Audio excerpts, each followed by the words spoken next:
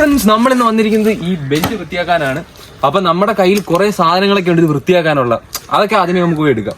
നമ്മുടെ പണിപ്പുര ഇതാണ്, നമ്മുടെ സംഭവങ്ങളൊക്കെ ഇരിക്കുന്ന സ്ഥലം. നമുക്ക് എന്തെങ്കിലും അങ്ങോട്ടും അതൊക്കെ കാണാം.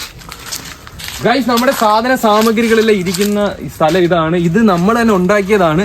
ആടിനെ വളർത്താൻ വേണ്ടി ഉണ്ടാക്കിയാണ്. പക്ഷെ ആട് ഇതിനകത്ത് നിൽക്കാത്തതുകൊണ്ട് ഉമ്മ വിറവൊക്കെയാണ് ഇതിനകത്ത് വെക്കുന്നത്. പക്ഷെ നമ്മളെ എല്ലാ സാധനങ്ങളും ഇവിടെ ഉണ്ട്. പെയിന്റ്, ബ്രഷ്, ഉരയ്ക്കുന്ന സാധനം എല്ലാം ഇതിനകത്തുണ്ട്. അപ്പൊ നമുക്ക് നോക്കാം. ഇത് കണ്ടോ, ഇത് നമ്മൾ കൊളുത്തൊക്കെ നമ്മൾ സെറ്റ് ചെയ്തിട്ടുണ്ട് ഇവിടെ. ഇനി തുറന്നിട്ട് ഇതിനകത്തോട് കയറാം.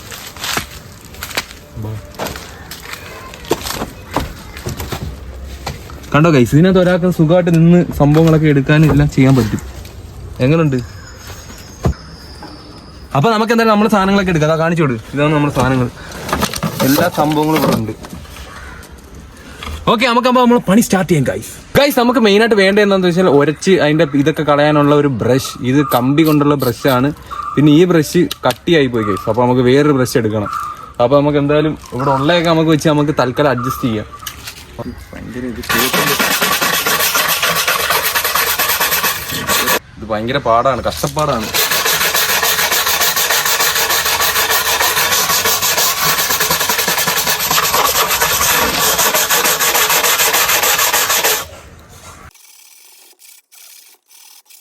അങ്ങനെ ഇങ്ങനെ ഉരച്ചിട്ടൊന്നും പോകുന്നില്ല ഗൈസ്, ഭയങ്കര കട്ടി.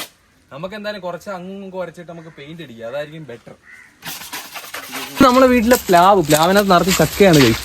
അതുകൊണ്ട് താഴെ തന്നെ ചക്ക പിടിച്ച് പോണ്ട്. വിളഞ്ഞു കഴിഞ്ഞാൽ നമുക്ക് ഇതിൽ നിന്ന് തന്നെ പിച്ച് തിന്നാം. ഇത് വിളഞ്ഞില്ല, ചെറിയ ചക്കയാണ്, കുറച്ചുകൂടെ വിളയാനുണ്ട്.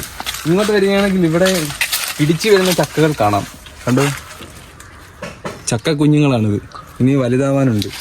ഇനി നമുക്ക് പെയിന്റ് അടിക്കാനുള്ള പെയിന്റും കാര്യങ്ങളൊക്കെ നമുക്ക് സെറ്റ് ചെയ്യാം. മെയിനായിട്ട് നമുക്ക് വേണ്ട ബ്രഷും പെയിന്റും, പിന്നെ നമുക്ക് അതിന് കൂടെ കലക്കി ഒഴിക്കാനുള്ള ടർപ്പൻ, അതാണ് നമുക്ക് വേണ്ടത്. നമുക്ക് എന്തായാലും അത് സെറ്റ് ചെയ്യാം. Okay, come on. പെയിന്റ് എടുക്കണം. ഇതകത്ത് വൻ സെറ്റപ്പാണ്.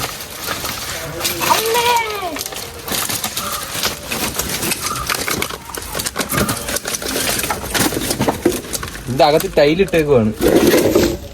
ഇങ്ങോട്ട് ടൈല് കാണിച്ചു കൊടുക്കത്തില്ലേ? ഇതിൻ്റെ അകത്ത് കണ്ടോ ടൈലിട്ടേക്കാണ്. നമ്മൾ സ്പെഷ്യലായിട്ട് ചെയ്തതാണ്. മേളിൽ റൂഫ്, അതിൻ്റെ മേളിലാണ് സംഭവങ്ങളൊക്കെ. പാമ്പുള്ള സമയമോ നോക്കിയിരുന്നോ? പാമ്പൊന്നും കാണത്തില്ല.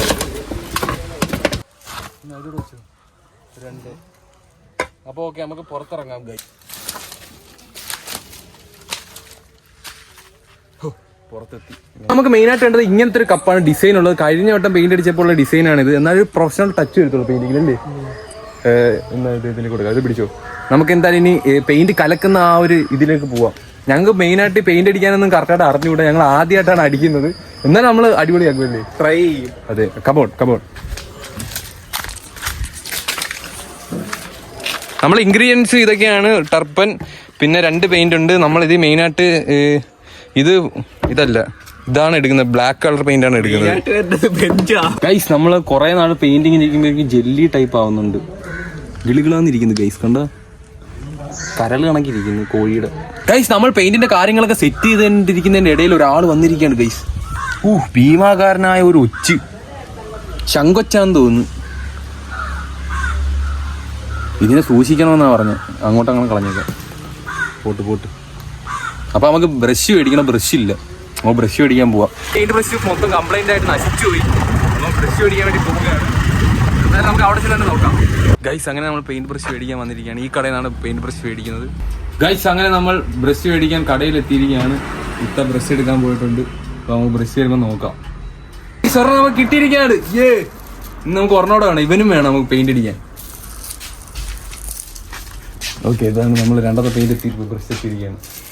അങ്ങനെ നമ്മൾ പുതിയ 2 ബ്രഷ് മേടിച്ചിരിക്കുകയാണ്. കൂടാതെ നമ്മൾ പെയിന്റ് കലക്കി എടുത്തിട്ടുണ്ട്. അത്യാവശ്യമൊക്കെ കുറുവി ഈ ഒരു രീതിയിൽ ആവണമെന്നാണ് എനിക്ക് തോന്നുന്നത്. ഇനി നമുക്ക് എന്തായാലും ബെഞ്ച് ഫുള്ള് പെയിന്റ് അടിച്ച് വൃത്തിയാക്കി എടുക്കാം. അങ്ങനെ ഇരുന്ന ബെഞ്ച് നമുക്ക് എന്തായാലും ഈ കളറാണ് നമ്മൾ അടിക്കാൻ പോകുന്നത്. അത് സിമെന്റിന്റെ കളറാണ്, വേറെ പെയിന്റ് ഒന്നും ഇല്ല. അതുകൊണ്ടാണ് ഈ കളർ അടിക്കുന്നത്. പക്ഷെ എനിക്ക് തോന്നുന്നത് ഈ സിമെന്റിലുള്ള കുറച്ചുകൂടെ വെറൈറ്റി ആയിരിക്കും. നോർമൽ കളറിൽ നിന്നും സിമെന്റിന്റെ കളർ ഒരു വെറൈറ്റി ആയിരിക്കും എനിക്ക് തോന്നുന്നു. നമുക്ക് നോക്കാം. എന്തായാലും നമുക്ക് നമ്മുടെ പെയിന്റ് അടി സ്റ്റാർട്ട് ചെയ്യാം അല്ലേ? അപ്പോൾ നമുക്ക് എന്തായാലും അതിലേക്ക് കിടക്കാം. ഇവിടെ പെയിന്റ് ഇവിടെ വെച്ചിട്ടുണ്ട്. ഇനി നമുക്കിത് മുക്കിയാണ് അടിക്കേണ്ടത്. ഇത് കളയണ്ട, നമുക്കിവിടെ സൂക്ഷിച്ച് വെച്ചേക്കാം. ഇനിയും എന്തെങ്കിലും ആവശ്യം വരും എന്തായാലും. അതുകൊണ്ട്